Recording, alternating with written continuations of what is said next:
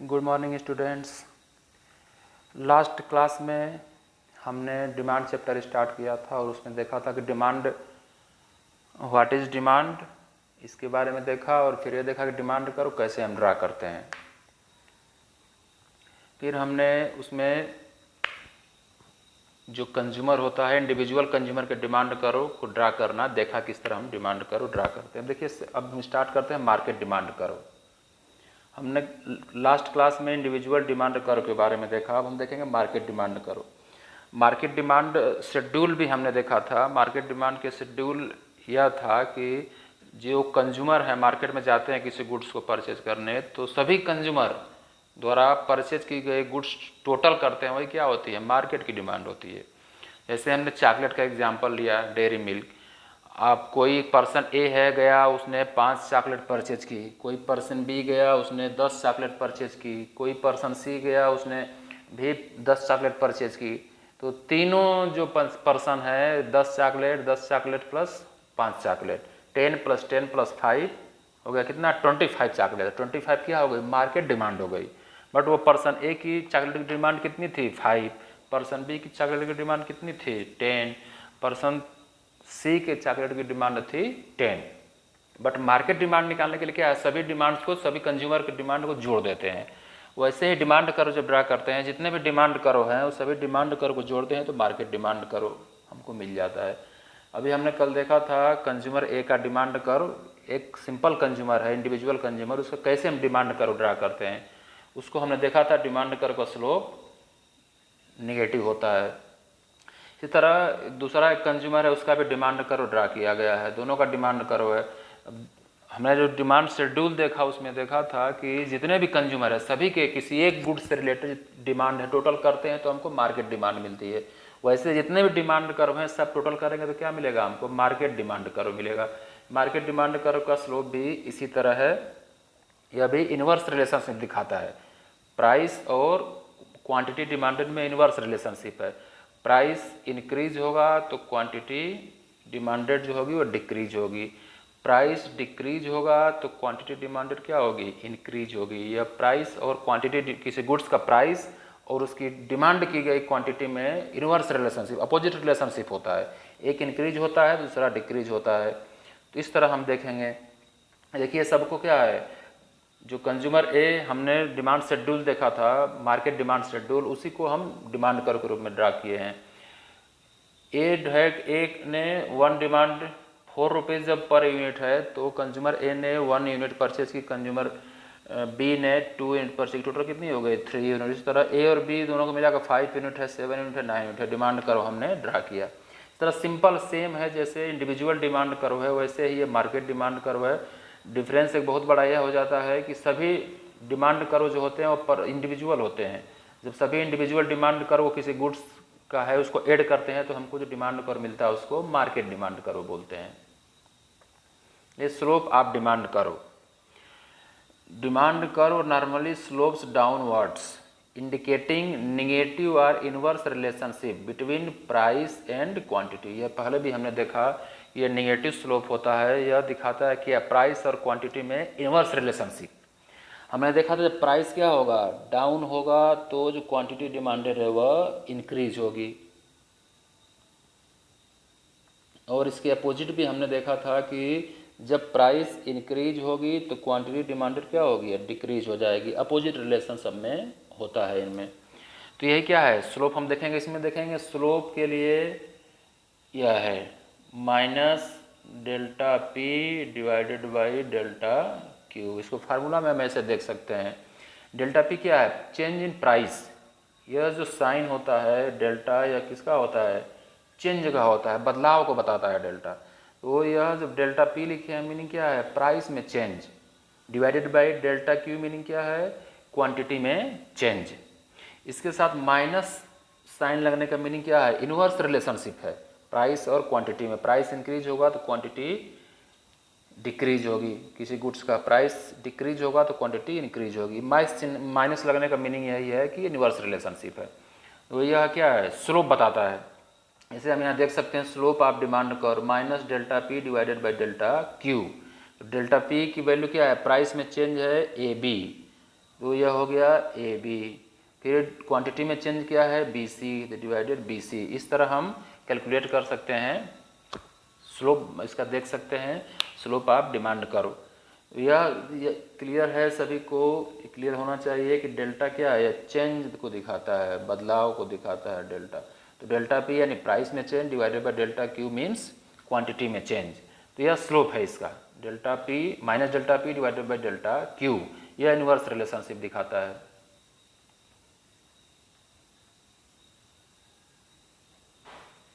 अब हम देखेंगे demand function and determinants of demand. Demand function shows the relationship between demand of a quantity, demand of a commodity and its various determinants। जो demand होती है उसके बहुत सारे डिटर्मिनेंट्स होते हैं। डिमांड ऐसा नहीं है कि फ्री है डिमांड, बहुत सारे डिटर्मिनेंट्स होते हैं जिसका हमारे ऊपर इफेक्ट होता है। यह डिमांड फंक्शन भी दो होते हैं, इंडिविजुअल डिमांड फंक्शन और मार्केट डिमांड फंक्शन। फर्स्ट हम देखेंगे क्या, individual demand function. Individual demand function में देखिए यह है, इसको समझने का प्रयास करिए। यह क्या है, कोई गुड्स है उसका डिमांड है। अब डिमांड फंक्शन की मीनिंग यही है कि डिमांड और उसको उसके जो डिटर्मिनेंट्स हैं उस पर इफेक्ट डालने वाले जो कौन कौन से फैक्टर्स हैं। यह गुड्स की एक्स की गुड्स की डिमांड है और एक्स गुड्स की डिमांड जो मार्केट में जो हम परचेज करते हैं, बहुत सारे फैक्टर्स होते हैं जिसका उनके ऊपर इफेक्ट होता है। इसमें देखिए पी एक्स, फर्स्ट देखेंगे पी एक्स क्या है, यह price of commodity, goods x का प्राइस है। हम गुड्स एक्स की डिमांड का डिमांड फंक्शन देख रहे हैं, तो डिमांड फंक्शन है डी एक्स। इसके ऊपर इफेक्ट किन किन चीज़ों का आएगा, जो किसी गुड्स है उस गुड्स को लोग कितना परचेज करेंगे मार्केट में, इसके ऊपर इफेक्ट इन सभी फैक्टर्स का आएगा। पी एक्स क्या है, उस गुड्स का प्राइस है। किसी गुड्स का प्राइस उसके डिमांड के ऊपर बहुत इफेक्ट होता है। अभी हमने देखा था कि चॉकलेट का एग्जांपल लिया, हम मार्केट में गए चॉकलेट परचेज करने, एक चॉकलेट का प्राइस 50 रुपये है, एक का 80 रुपये, एक का 100 रुपये है। तो उस प्राइस को हम पहले पूछते हैं, अगर हमको प्राइस नहीं मालूम पहले प्राइस पूछते हैं। ऐसा नहीं है कि हम गए चॉकलेट ले लिए जितना हो उतना पैसा दे दिया। हम प्राइस देखते हैं किसी भी गुड्स को परचेज करते समय मार्केट में। वही प्राइस क्या होता है, बहुत बड़ा डिटर्मिनेंट्स होता है, बहुत इफेक्टिव फैक्टर है किसी गुड्स के डिमांड के लिए। तो वो गुड्स का प्राइस बहुत बड़ा इफेक्ट डालता है। सेकेंड हम देखेंगे पी आर। ये पी आर क्या है, या प्राइस ऑफ रिलेटेड गुड्स, उससे रिलेटेड जो गुड्स हैं उसके प्राइस है। जो पी आर है रिलेटेड गुड्स का प्राइस होता है। रिलेटेड गुड्स क्या है, सपोज दैट हम मार्केट में गए, हमको मोबाइल परचेज करना है। तो मोबाइल परचेज करना हम गए सैमसंग का मोबाइल लेने के, हम सैमसंग का मोबाइल हमको परचेज करना है। तो उसका प्राइस पहले देखेंगे, तो ये हो गया क्या, उस गुड्स का प्राइस। फिर उसके साथ साथ हम शॉप पर जाएंगे सैमसंग का मोबाइल परचेज करने, तो और भी कंपनी के मोबाइल हमको मोबाइल वाला दिखाएगा। हमको एप्पल की मोबाइल दिखाई जा सकती है, एप्पल की मोबाइल हमसे मिल सकती है, और भी बहुत सारे हैं, सोनी की मोबाइल मिल सकती है, बहुत सारी और मोबाइल कंपनियां जिनकी मोबाइल हमको दिखाया जाए। क्या है, इनके प्राइस रिलेटेड गुड्स प्राइस बोले जाते हैं। हमको सैमसंग परचेज करना है, हम सैमसंग को सोच कर गए कि सैमसंग परचेज करेंगे, तो सैमसंग का प्राइस तो क्या हो गया, उस सैमसंग गुड्स का प्राइस हो गया।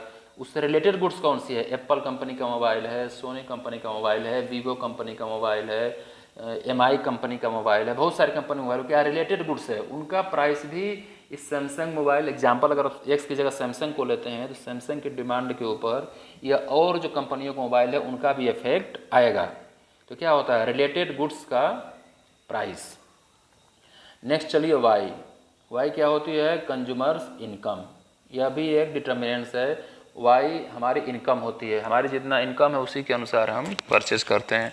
अगर हमारी मंथली इनकम 1 लाख रुपए है, तो हम मार्केट में जाएंगे तो 100 और 200 का प्राइस का कुछ परचेज करना हो सकता है कि हम तुरंत परचेज करने ज़्यादा प्राइस पर ध्यान न दें। बट हमारी अगर मंथली इनकम 1 लाख की जगह पर 2000 है, तो हम बहुत सोच समझ कर चीज़ों को परचेज करेंगे। तो हमारी इनकम जो होती है कंज्यूमर की, वह भी गुड्स के डिमांड के ऊपर बहुत ज़्यादा इफेक्ट डालती है। ज़्यादा इनकम है तो हम आसानी से परचेज कर लेते हैं, कम इनकम है तो हम कम परचेज करने का प्रयास करते हैं। नेक्स्ट है टी। टी क्या है, कंज्यूमर्स टेस्ट एंड प्रेफरेंसेज। हमारा टेस्ट और प्रेफरेंस क्या है, यह भी हम देखते हैं जब कोई गुड्स परचेज करने जाते हैं। इसका भी इफेक्ट होता है, कोई गुड्स है उसके डिमांड पर टेस्ट और प्रेफरेंसेस का भी इफेक्ट होता है। जैसे सपोज दैट आप कोल्ड ड्रिंक मार्केट में जाते हैं परचेज करने, तो आपको बहुत सारा मिलेगा, आपको थम्स अप का मिलेगा, पेप्सी का मिलेगा, ड्यू का मिलेगा, कौन कौन से बहुत सारे कोल्ड ड्रिंक आपको मार्केट में मिलते हैं।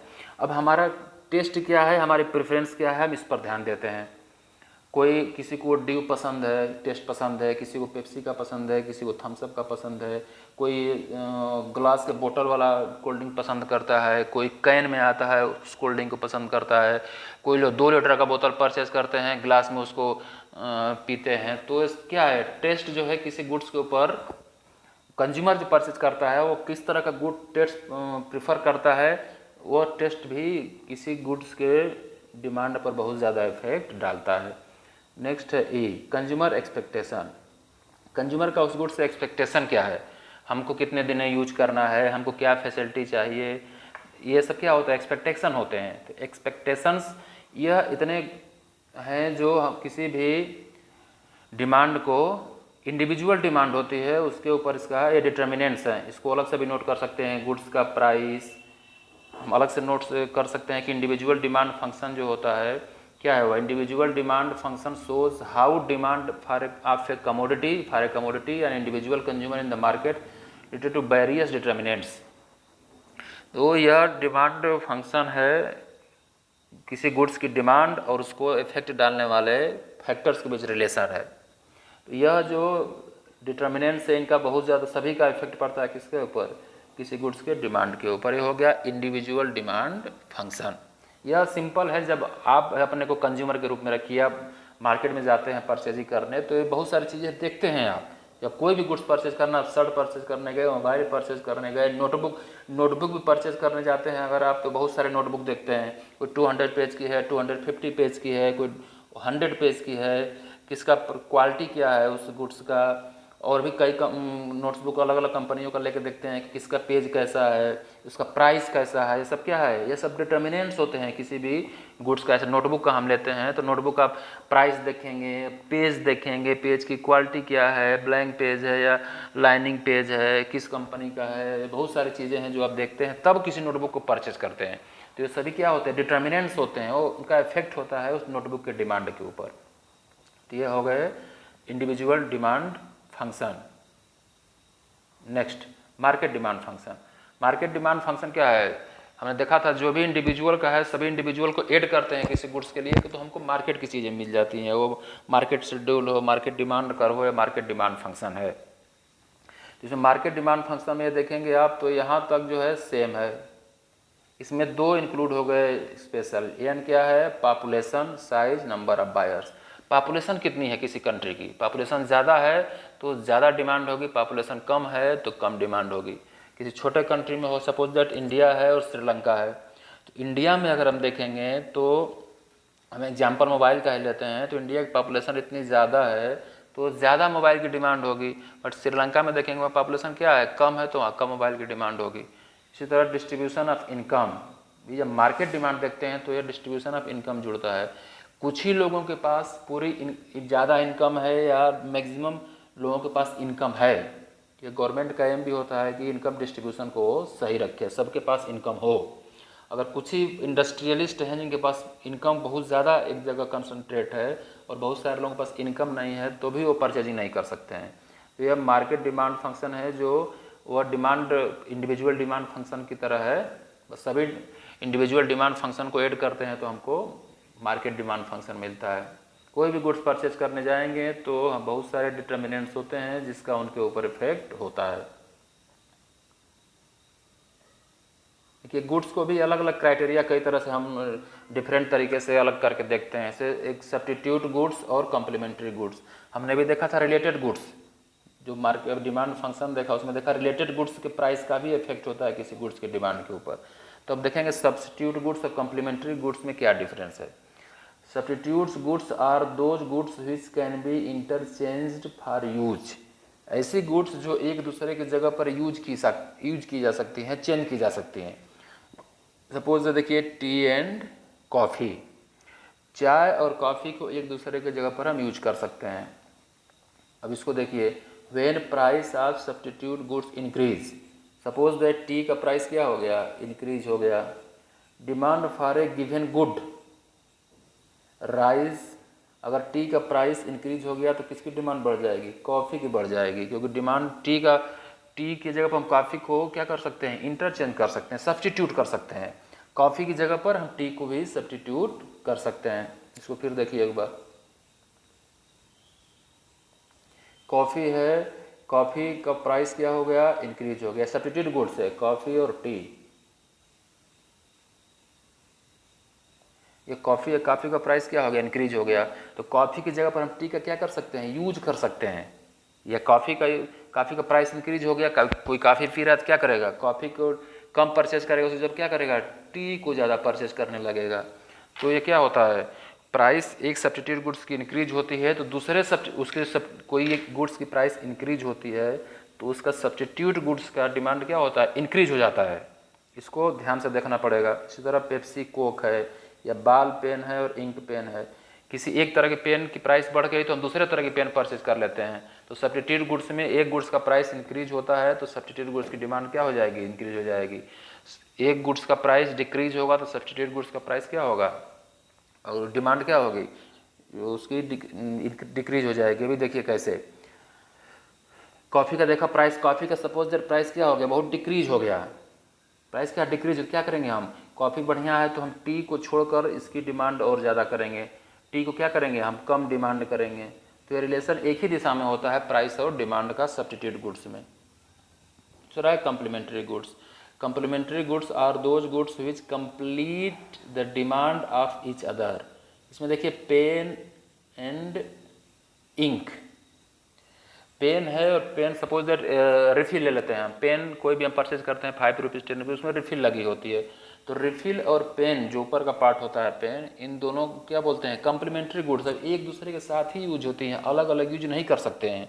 एक को अगर एक का प्राइस इंक्रीज हो गया पेन का, पेन को लोग कम परचेज करेंगे तो इसको भी क्या है? डिमांड अपने आप कम हो जाएगी, क्योंकि यह इंक जो है या रिफिल है पेन के साथ ही यूज होती है। When price of a complementary goods increase, demand for a given goods falls and vice versa. अब इसको भी एक अलग से देखिए, सपोज दैट यह कम्प्लीमेंट्री गुड्स से ध्यान रखिए, पेन एंड इंक रिफिल, उसको रिफिल मान लीजिए आप, रिफिल जो लगाते हैं पेन के अंदर, ये दोनों एक साथ यूज होती है, कम्प्लीमेंट्री अलग अलग यूज नहीं कर सकते हैं। तो पेन का सपोज दैट प्राइस क्या हुआ? इंक्रीज हो गया। जब पेन का प्राइस इंक्रीज होगा तो हम क्या करेंगे?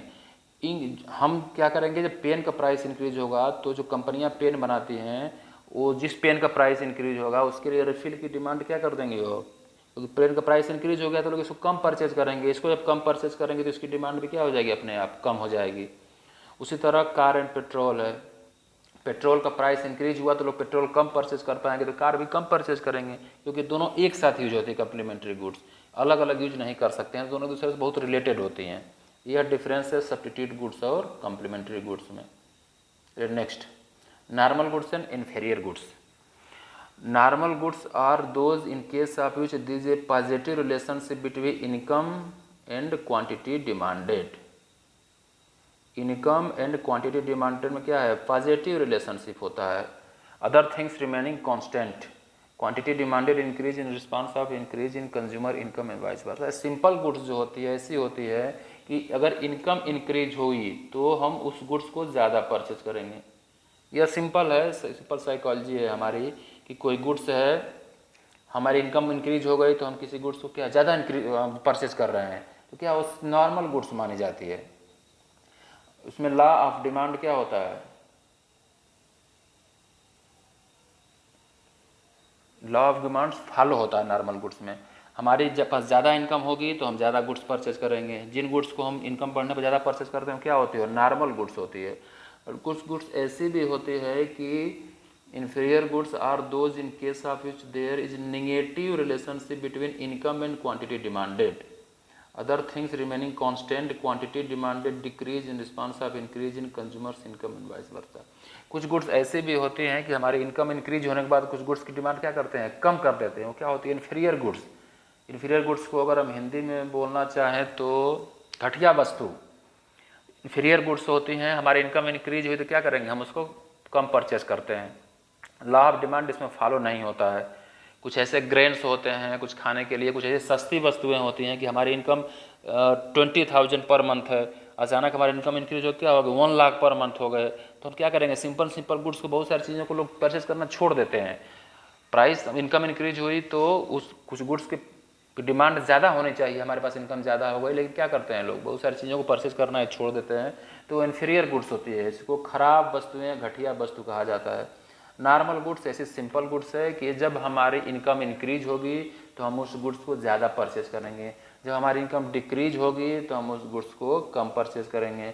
लॉ ऑफ डिमांड यहाँ पर फॉलो होता है। इन्फीरियर गुड्स में सेम अपोजिट है, जब हमारी इनकम इंक्रीज होगी तो हम उसको कम परचेज करेंगे, जब हमारी इनकम डिक्रीज होगी तब हम उसको ज़्यादा परचेज करेंगे।